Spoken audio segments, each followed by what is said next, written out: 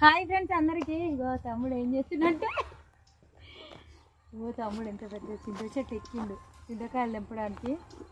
అమ్మ రోజు చారు చేసుకుందామని చింతకాయలు అంటే రోజు తీసుకుపోతాను. ఈరోజు చెట్టు ఎక్కిండు. చీకటి అయింది ఆల్రెడీ.